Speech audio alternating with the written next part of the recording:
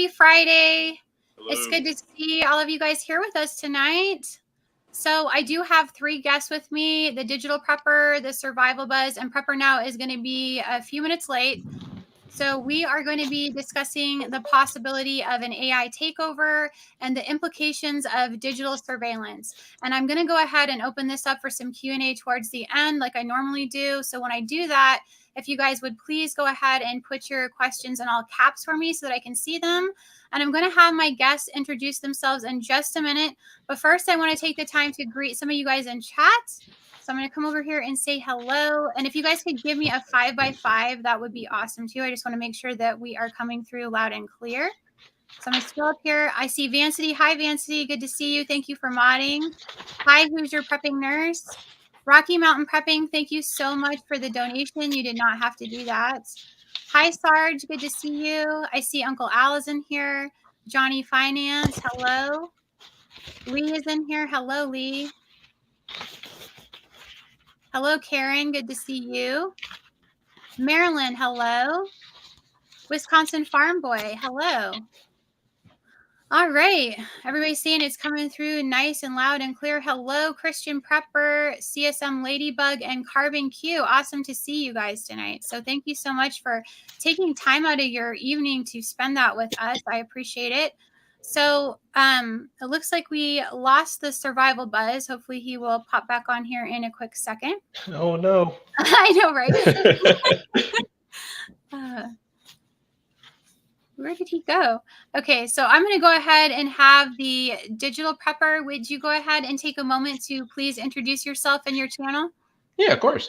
Thank you for having me on, by the way. So I'm the Digital Prepper. I kind of started my channel about a year ago. I got started with prepping a little while ago. The reasoning for kind of making the channel and kind of the reason for my channel itself is just because I've just like being in the prepping community. I've seen everybody talks about food preps and like floods and hurricanes, all that kind of stuff. And I kind of wanted to go a different route with it because nobody actually really talks about things like digital surveillance or, how to keep yourself protected, like in an online digital space. So that's, kind of pretty much what my channel is about. If you go over there, you'll see things, like dangers with cryptocurrency, solar generators, just how we can integrate technology into our preparedness plans.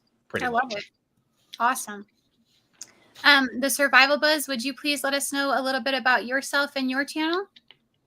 Yeah, of course. I guess I've always kind of been into preparedness. I've always kind of had a prepper mindset. I mean, as far back as I can remember, I was, saving up jugs of water and just simple things like that. And I honestly don't know whatever led me in that direction. So I've been a prepper for quite a while, several years, probably, I don't know, at least 5 or 6 years. But ever since, the pandemic thing happened, I pretty much just,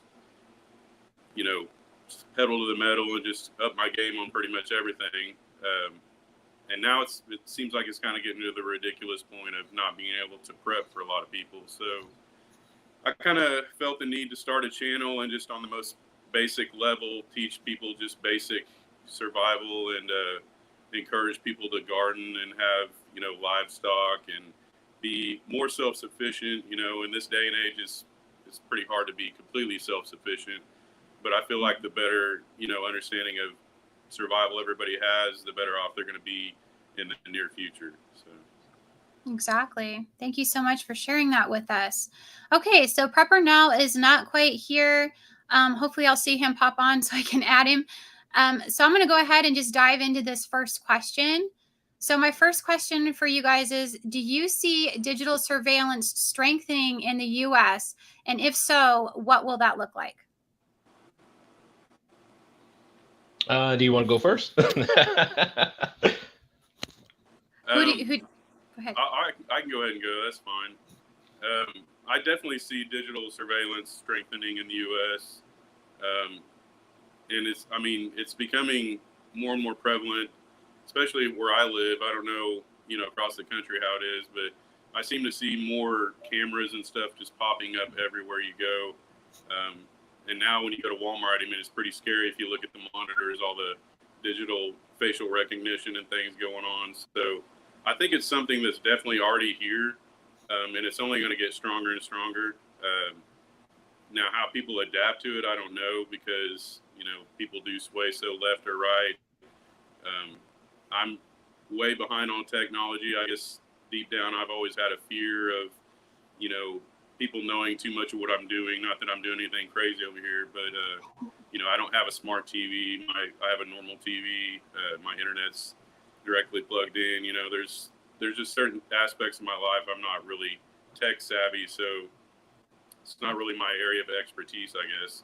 But I definitely see it strengthening in the U.S. and something that in the years to come is going to get a lot harder to deal with, hiding your privacy from people. I agree. You want to go ahead and answer that, Digital Prepper? Yeah, I do agree with what the Survival Buzz had said, because it is happening now. Like facial recognition, over in China, they actually have like really good facial recognition for everybody out there. Even out here in America, it's they can combine that with artificial intelligence that they're kind of developing now, and that'll probably be one of the major things in terms of digital surveillance.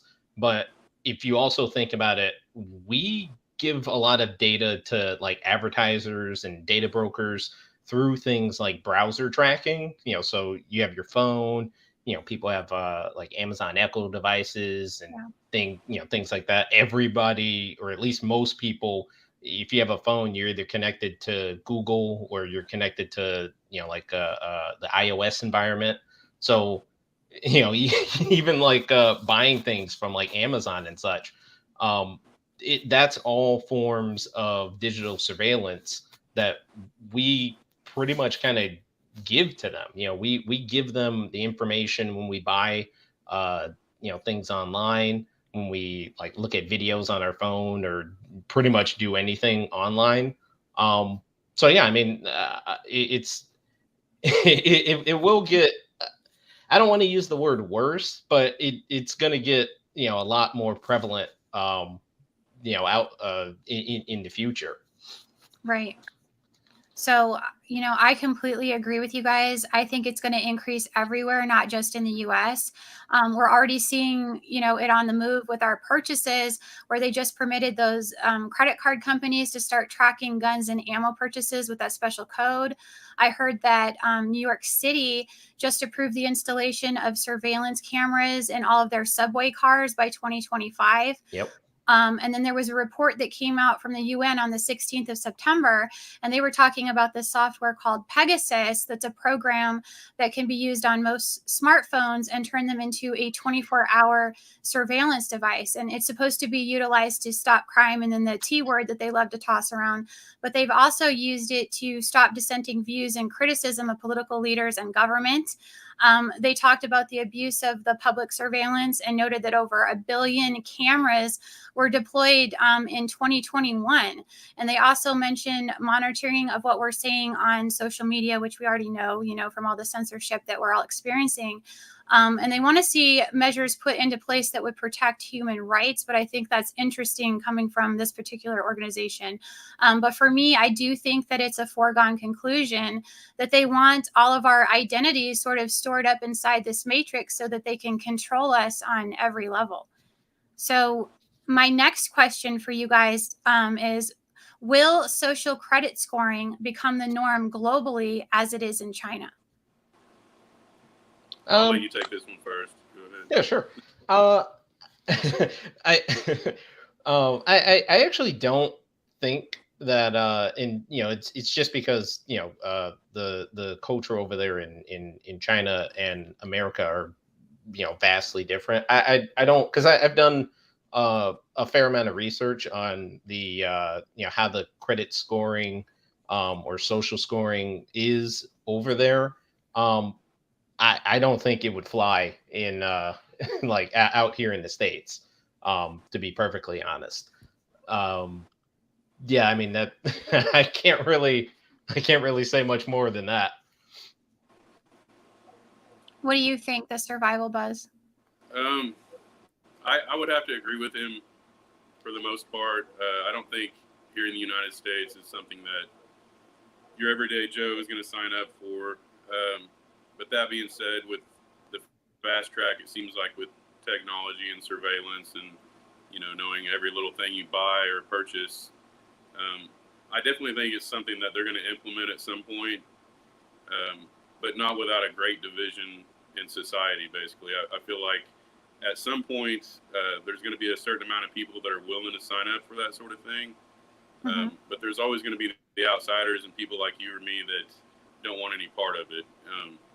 So I think the only way it would ever work for them is if there was a big divide, mainly with technology and people just saying no. We'd have to pretty much form our own new society to avoid it, I think. But I think ultimately it's inevitable just because tech is moving so quick around the world. Mm-hmm. Yeah. Because even with the like the credit system out there, Mhm. like how it currently works is, you have like it works on kind of like a point system. And so, like doing good things obviously gets you like bonus, like plus in the point system. And if you do, like negative things, then you go, lower in points, or they deduct points from you. And it's kind of funny that you mentioned division, because that's essentially what what this credit system would actually do. People who are Right. higher up in that system, they'll get special privileges, and people that are lower, they'll get like things like public shaming or other punishments. So yeah, I mean, we some would say that that we're kind of already divided on certain topics by itself. I don't think that we would want to be more divided than we already kind of are. Mm-hmm. Yeah. I think definitely one way they could implement it to get people along is, I mean, financially, the everyday family right now is struggling. And I think if they did like China in some places and actually rewarded people for turning in your neighbor and such things, Incentivized it in some way. yeah, I think that Yeah. would definitely be a way to implement it. I agree. So yeah, I mean, I completely agree with both of you guys are saying.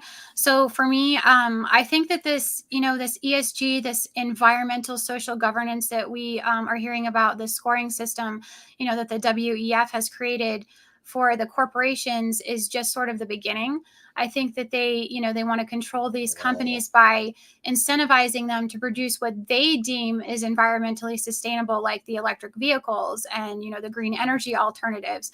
And I actually had a person, come to my door selling these solar panels, and he phrased it like, your energy company is requiring that so many people convert over to this by 2026. And I said, excuse me, requiring? And he immediately backpedaled and said, well, the energy company is required to convert so many homes by this date. But essentially, it kind of means exactly what he said. The energy company is being incentivized by the government, and then they're trying to pass that along to us as individuals. So where I think it could get interesting is when, this carrot approach no longer works anymore, and they start administering the stick. And I think we've already kind of seen that a little bit in the energy sector. So they may try something like, if you don't comply with this, then we're going to charge you a higher rate. And out here, we actually had a situation, you guys probably heard about this. I think it was actually in Denver, where they essentially locked people in at this 79 degrees, and they couldn't lower the temperature on the AC units in their homes. So I think stuff like that is going to happen. I think we will see greater restrictions on our movement and our purchases if we buck the system in any way. And there are, also companies working on creating this decentralized finance scoring system called DeFi, where people will link their single wallet or their bundle of wallets to this app to gain this Web3 credit score. And the problem with this is that it's a lot more invasive than the traditional credit scoring that relies, on your financial records, your purchasing history. and longevity of employment. And it goes further and starts analyzing your social media and your web browsing history to make that determination. So, they're definitely headed in that direction. Yeah, I definitely agree with that. So, what are your concerns with the evolution of AI? So like, if we're talking just artificial intelligence in terms of hey there. Hello, Prepper Now. Hi, I'm sorry. We had a crisis. I Oh, no. dropped the ball for a school function, and I had to figure out some way to get a deleted text message, and I figured it out. But Oh, good. we're good. We're good. Yeah, it was anyway. I didn't think it was a big deal. My wife was like, "You have dropped the ball." What did you do? Yeah, exactly. I was like, "Wow, she's really like angry at me for this," and so I had to. But I figured out some things I didn't know about text messaging. So it backs up on my iCloud, and I could go get it, and yada yada yada. Because I deleted it. I thought it was some rando person. She's like, no, this is really important. It's the kid's pizza kit, and yada yada yada. I'm like, Oh, oh. no. So anyway, but she's good. She's good. Good. Yeah, she's good. I'm good. I'm not in the doghouse anyway. You're squared away. Yeah. So let's talk about non-important things like artificial intelligence and Right. digital slavery, that kind of stuff. As long Yeah. as the pizza's flowing, right? Yeah, exactly. That's too funny. Okay, so did you want to go ahead and finish answering that, the digital prepper? Yeah, sure. So if we're not thinking about like artificial intelligence in terms of like sentient robots, Mhm.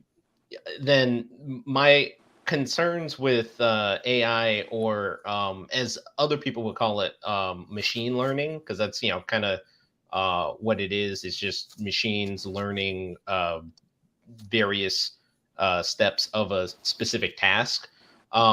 Is the people behind the programming itself, right? Right. So us as humans, regardless of what you may or may not think, we're all kind of biased in general, and that's why for certain or most like artificial intelligence programs, there's like a whole team that they have to design them so that they have like different inputs from different people. But unfortunately, those same people could have kind of like the same mindset, the same kind of bubble, and that bias can influence the programs that they're developing. Even like for what do you call them, for facial recognition programs, there's been some controversy with certain facial recognition programs, where they may recognize the wrong face, or they might describe somebody as something that might be a little bad to kind of say to other people. But yeah, that's kind of the main thing if we're talking about AI as as like programming.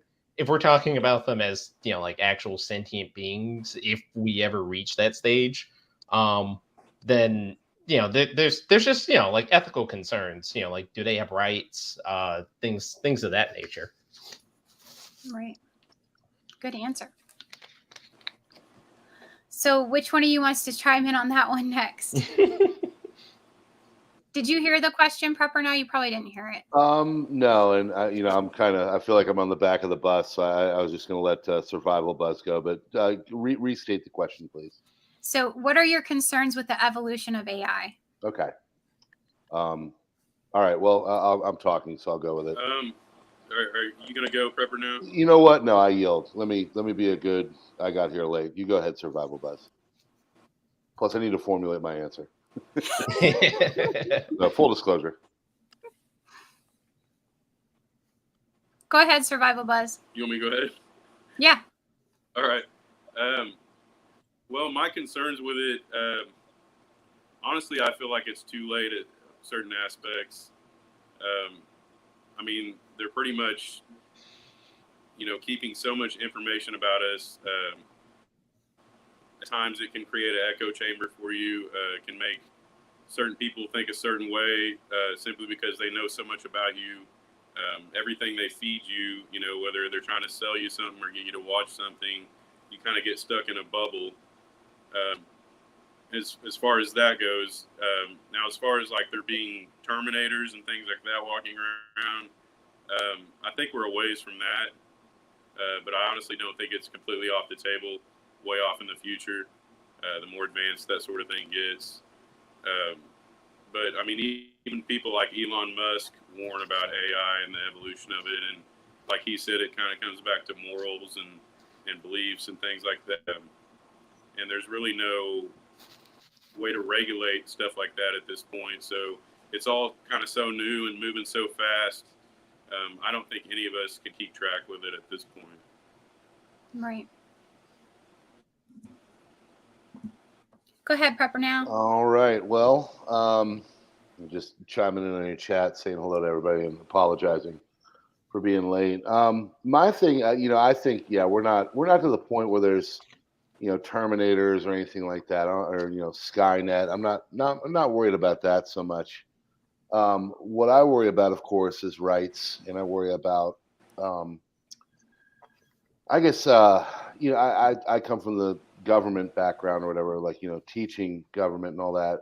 I personally believe that the reason why we elect people and they get into office and they don't do what we want them to do is because people have leverage over them.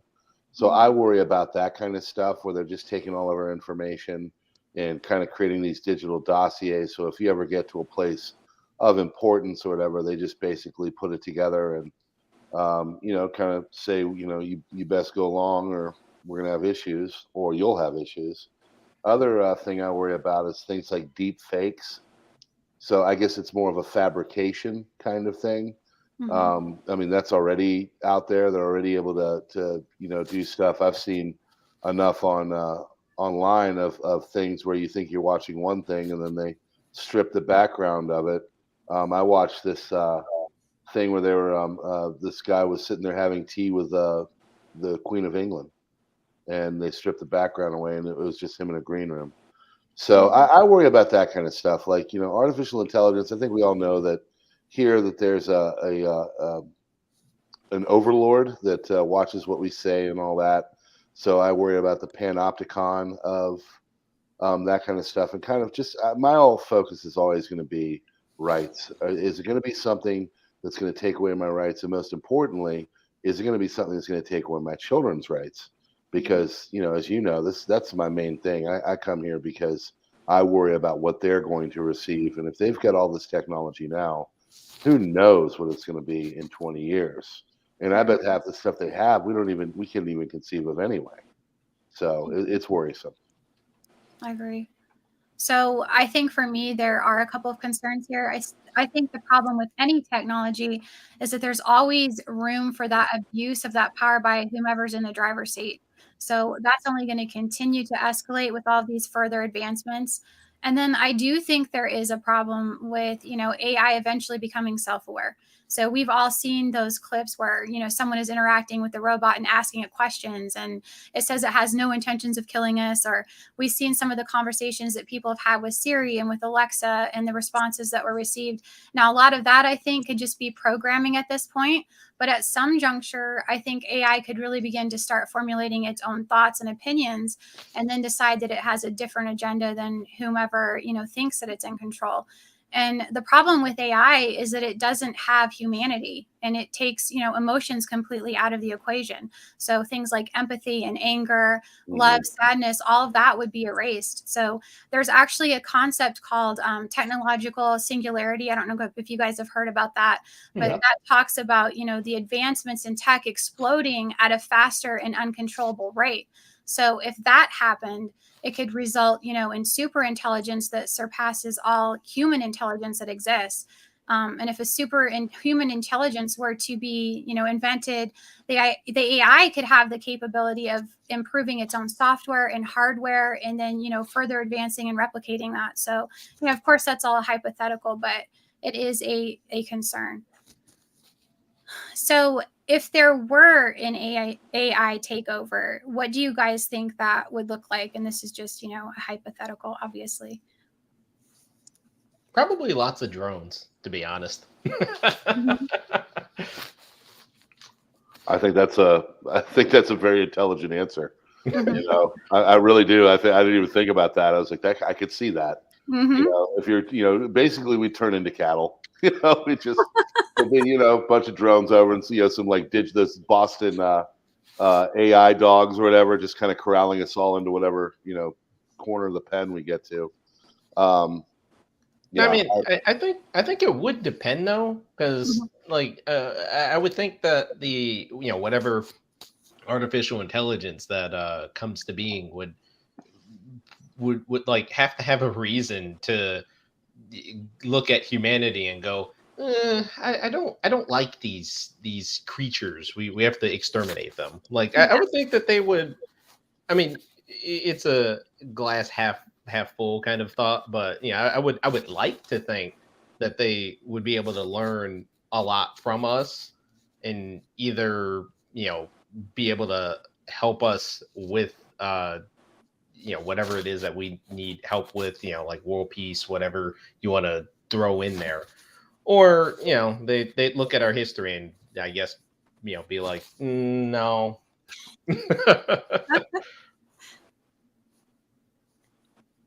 What do you think, the survival buzz? Can you hear us? So you say AI takeover, you mean as far as, yeah, can you hear me? Yeah, I hear you. Hello? Yes, I hear you. Can you hear me? Okay. When you say AI takeover, yeah. When you say AI takeover, do you mean as far as if it does become self-aware?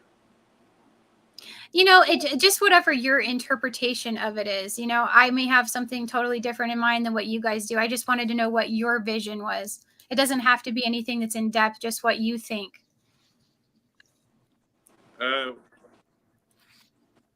Right.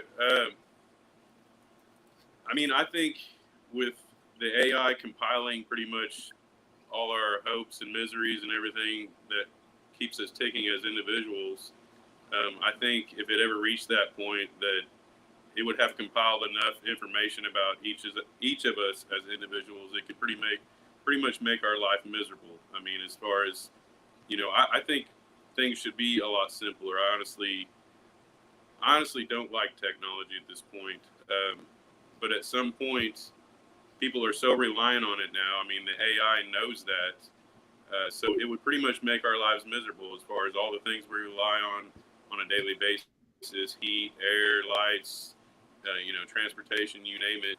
We pretty much made everything smart, from our washer and dryer to our television. It would pretty much, I think, end half of humanity at least, because at least half humanity is reliant upon that.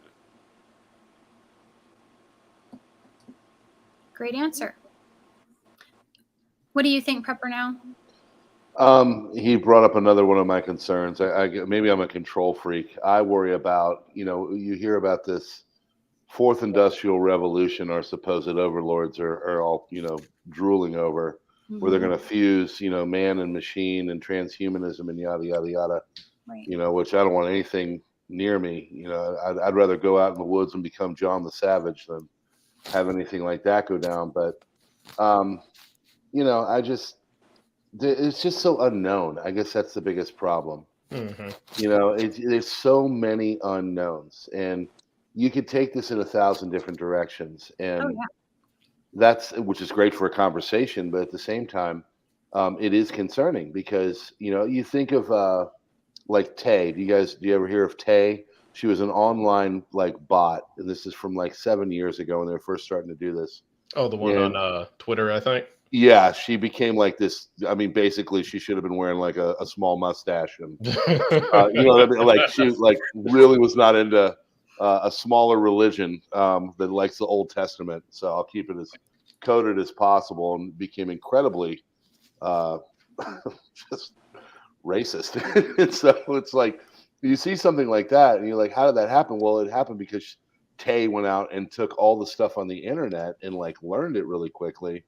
and that's what you learn. That's why I think it was funny you talking about our history, and AI might not really like the way we come from and everything. And as a history teacher, yeah, we've got a pretty rough history to kind of go through, but we're trying to get better and yada yada yada. But I worry about control. I worry about all that kind of stuff. I worry about um, when I hear the fourth industrial revolution and them fusing machine with me, I worry, are my thoughts going to be my own?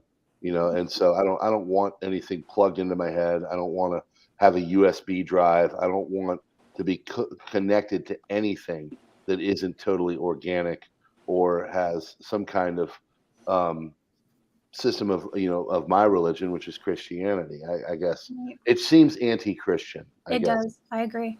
so. Tay actually, funny enough, she didn't, or they, or however you want to word it, Right. they actually didn't have access to like the entire internet. They actually, the reason why it became like I guess like so racist was because it was communicating with all of the people that were communicating with it over Twitter, and I mean, obviously, people on Twitter have to be people on Twitter, and sent it that type of information, which I guess kind of brings up another point of kind of going back to the AI being programmed by us, by certain people, by certain groups, and having that sort of going back to having that sort of bias being put into the artificial intelligence's brain, pretty much. Mhm. So for me, I think there's, been a bunch of movies where it's sort of this whole post-apocalyptic world after the machines have taken over and wiped out mankind. But I think it's going to be a lot more, like the Matrix. I think with this development of this metaverse that they want everyone hooked up to, if they can figure out a way to, get a feeding tube into us and another to take care of the waste, I think that's exactly the kind of future that they have in mind. And I think the majority of people would go for it too, because many of them already live vicariously through someone else on social media, or they have a persona they themselves have invented online. And if they could engage in this, perfect world that's as real as the one that we live in now and stay in that sort of anesthetized state of mind, I think that they'd welcome that. The real world is hard and life is a lot of work. So if there was an escape hatch, I think most people would take it. And it does make me really concerned a great deal with our really young and our elderly, because I look at them as the most vulnerable, portion of our population, and what would happen to them, as well as, all of the animals that obviously couldn't be a part of this new world. So that's just kind of where I went with that one.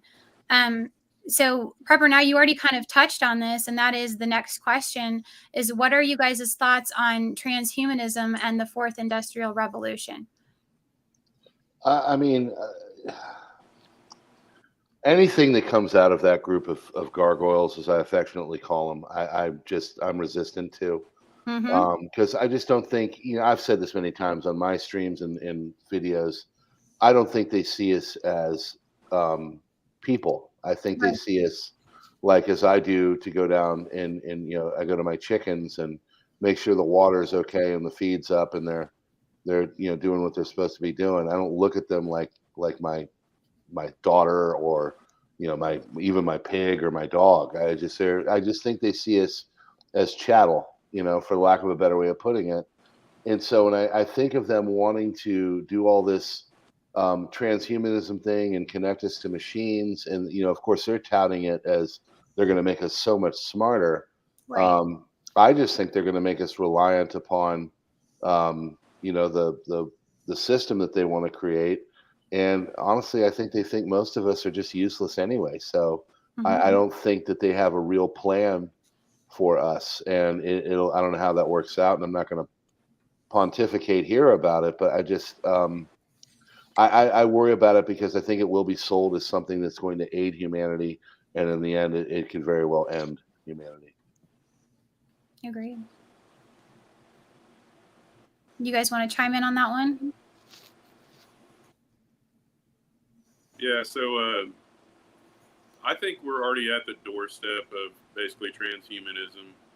Um, it really ekes me. I mean, if you really look around and everybody just staring at their phone constantly connected the way they are.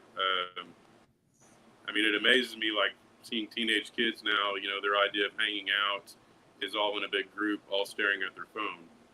So I definitely feel like we're already there. It's just the method they go about it, trying to convince everybody that it would be easier just to be connected, you know, neurologically or whatever through your brain. And at this point, I honestly don't feel like it would be that hard.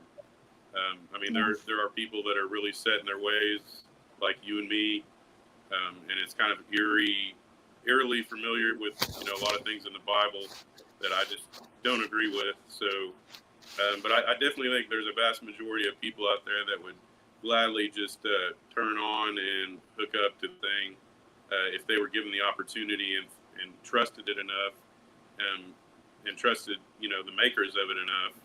And that's kind of where it comes in, you know, who's going to be in charge of all this, and how is it regulated? Is the government involved? Is it big corp?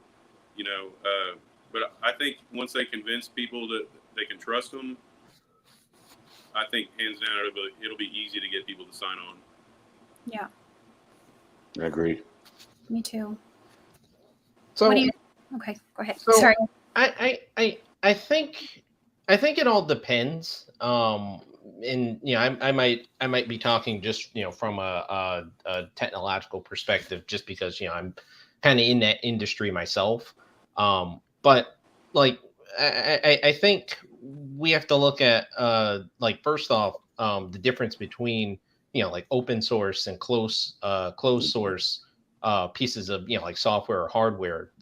So closed source is you know, hardware or software that is you know, all their code and everything like that, it's all closed off from the public. Nobody can, you know, nobody has access to it, or, you know, anything like that.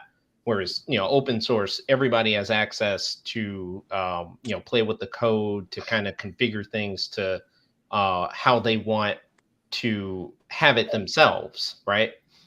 And so you have people, and I've seen people that they hate you know, like Alexas and you know, other like smart devices and things like that. But at the same time, they'll utilize like open source technology that is not associated with those companies, you know, like with Amazon or Google or things like that. You know, to do things like wirelessly unlock their doors, you know, all those sorts of things that you can do without being connected to that like infrastructure. And so, you know, like people have implanted like RFID chips, you know, radio frequency chips inside of themselves to use this kind of, you know, like open source software, you know, like Raspberry Pis, things like that.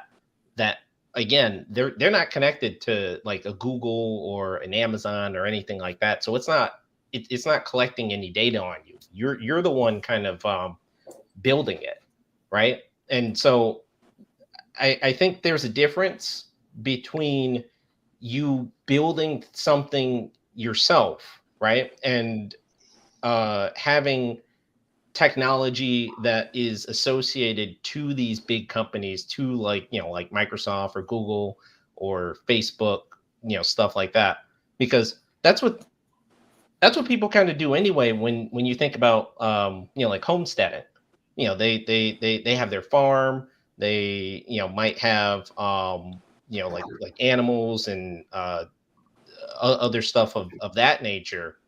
And I feel like it's the same thing with technology. As long as you have control over what technology, you know, what technology you might be putting in your body, what technology that you're using at home. I personally don't necessarily have issues with that type of transhumanism. Now, it's when, you know, you have maybe like Apple or Google sitting there going like, "Hey, put this chip in your brain so that you can have Facebook beam through your eyes," you know, that kind of stuff. I have issues with, just because it's closed source. We don't know what kind of other software or hardware they're going to put in there. We don't know how they're going to be able to like track certain things. And this time it would be like inside us, all that kind of stuff. We don't know. So I feel like that's the difference. The difference is between having something open source, having something that you're able to control, versus something that is closed source and something that you're not able to control. That's just my thoughts. Mm-hmm. It's definitely an interesting view. I hadn't heard that one before, so thank you for sharing that with us. And it's probably where a lot of us don't understand all of the back ends of that sort of stuff. But for me, I think that anything that we have to have implanted inside of us to sort of enhance our abilities or participate in a new system that they're creating is just one of those things that's morally wrong and goes beyond what God intended. So implanting tech just for the sake of becoming superhuman, to me, destroys creation. And I think that's like man trying to play God. So 100%. with all the hacks and cyber attacks that we see on a constant basis, I just find it kind of interesting that anyone would even consider having something implanted inside of their brains or their bodies that could essentially be hijacked by someone else. So giving anyone access, I think, to our control center, especially our brain, is just extremely dangerous. That's just the way I see that one. So do you guys think that there is a way for technology to advance without disrupting the balance between man and machine? Well, I mean, I personally think, I don't think there it is. and I agree with Survival Buzz. I think you'd have to have some kind of legislative effort to make it so, it's for the machines and not man. But I don't trust our Congress critters as far as I can bowl them. So I agree with Survival Buzz. I don't think there is. I just think, it'll all be used, against us in some way. And so maybe I'm just a pessimist, but I don't trust it. And like you said, it just seems unnatural. I don't want it. I don't want it anywhere near me. I don't need. I am a big phone user, but I use it for a lot of stuff that I have to do, and it is kind of a business in ways. But at the same time, like I don't want that infused into my body. I don't want it staying in my brain. I don't want to check Facebook, which I don't even look at anymore because it just freaking annoys me. So I just I don't know. Less technology at this point. I really think I should be moving away and not towards it.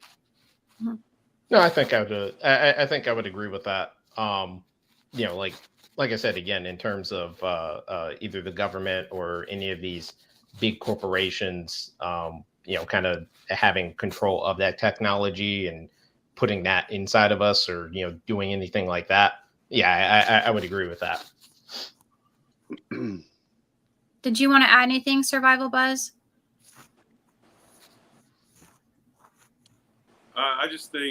I think at this point technology is moving faster than people are actually interested.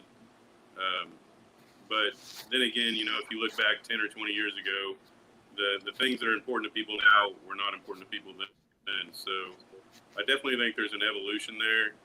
I'm kind of concerned with what the breaking point would be of people just basically shutting themselves off from technology and not want to be a part of it altogether. I mean, I could honestly see that happening, but then at the same time, you have a whole world of people so reliant on it. I don't know whether they would be willing to turn it off. Right. So for me, I think that the only way for this to happen would be for tech to evolve in a way that allows the common man a greater sphere of control in how and where it's implemented. And unfortunately, I don't think the elites or any of the ruling class wants for that to even be an option that's on the table, because it would really remove their control over the masses. And it appears that in most cases, the laws that are invented to be broken. And the Bible tells us that man's heart is on evil continuously. And I think that's the reality of what we're dealing with here. So the more advanced technology gets, the more control they seem to have over the people. So my last question for you guys is, how do we protect ourselves from the tracking, tracing, and takeover of technology? I mean, to put it kind of simply, there's a lot of different like softwares in order to help with tracking and or preventing tracking and things like that. There's Tor. There's Tor's a private um, internet browser, which is again open source. There's like Tails OS, which is a entire operating system, like Windows, that is also open source. And the reasoning why I keep stating open source is just because it's not any one company. When I talk about like those types of softwares that have control over it, everybody has potential control over it if you have if you have like the knowledge to go in the code and mess with things like that. And even if you don't, um it's not controlled by like any of these larger companies that want to do um like negative things, like steal your data or anything like that. But yeah, I mean, there's lots of software out there like Tor, Tails, Simple XChat, that can help with tracking and tracing. Excuse me, tracking and tracing of your data.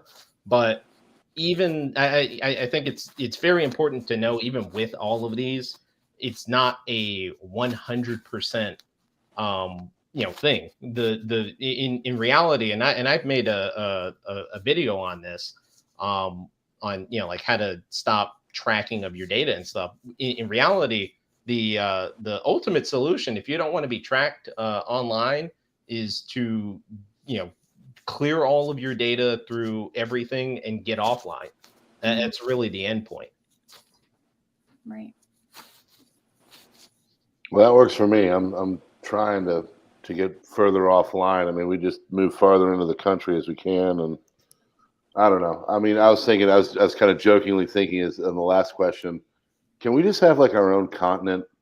You know, all the Luddites, like just give us, Africa, I love it. Australia, even like Antarctica. I'll deal with the cold. I like the cold. I'm not too bad with it. Yeah. Like just leave us alone. Just leave me alone. Let me just, can we just? I just want like 1980s, 90s style living, just to Mhm. kind of sustain forever. I don't want things infused into my brain or anything like that. I just want to enjoy my family and not have all this extra stuff. And it's like they won't allow it. And Yeah. so it's aggravating because I believe in personal choice. I like freedom. I don't want, to be coerced into doing anything. But, I think Survival Buzz has had a good point, and an underlying theme through all this is that just so many people are so used to it and reliant and think it's so cool that it's going to just basically become something that they want everybody to do because everybody else is doing it. I don't want to do what everybody else is doing. If I just want to be left alone. Just leave me alone. I love it. Survival Buzz, did you want to add to that? Yeah, I mean, as far as there's ways, I guess, you can help protect your identity and your information and things like that. But I mean, I have to agree. At the end of the day, the only way to really protect yourself is just not be a part of it at all. But Yep. with I don't know, with the way tech is now, I mean, even if you're not a part of modern society and you're completely off grid, you're still not completely off grid. I mean, you have land you pay taxes on. You're on Google Maps. I mean, there's really no way, I think, to protect yourself from it, even if you don't want to be a part of it. I really feel like there's just no way out of it. Mm-hmm. So really the only thing that I can say is just opt out as much as possible. So I don't think that anybody should jump with both feet first into whatever new technology is presented.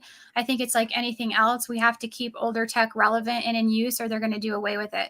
So if every time the latest and greatest comes on the scene and the masses embrace it willingly, it becomes harder for us to sort of disengage ourselves from their tentacles of power. So I really do think that there may come a time where we have to create a black market of sorts in order to trade and have any sort of existence outside of the world that they're creating. So I would just really encourage people to continue trying to build local community with like-minded groups of people. And ultimately, we always do still have the ability to say no, and what that outcome looks like, or what repercussions there are from saying no. It's still your choice. So did you guys have anything that you wanted to add before I open this up for some questions from the chat?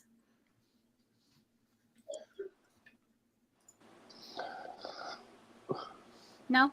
No. Well, I mean, all right. So I think really. you brought I up don't have anything to add at this point. No. I think you brought up a good point about because I've done videos on CBDCs and stuff like that.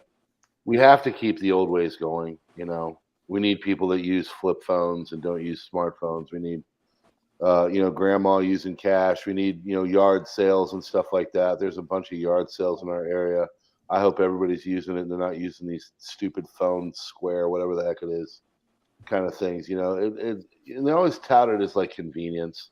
I think what the best way to resist all this is to keep the older ways still there and viable and needed. And so, they're going to, of course, try and do away with it. But if they, as we've seen with other things, especially in the last few years, if they try to foist things onto society, but people just don't do it, I mean, how much money has Meta, Facebook lost in the last year? I think I saw that Zuckerberg's lost like $71 billion because everybody thinks Meta sucks. I don't like Facebook anymore. I haven't been on there since I think February of 2020 because the election year was coming around. So I think we really need to just kind of be resistant and all that, and keep old things like cash and phones, and still talk face to face, and just try to get a portion of society all to move away from all this technology, and use it as needed, but not be completely reliant on it. I agree. All right, guys, if you want to throw some questions in there for us, if any of you have any. I know we covered a lot, so you may not have anything for us, and that's fine too. I see that Bouger is in there. Hello, Bouger Prepper. Good to see you. What a great name. I know, isn't it great? My wife. That would be her name.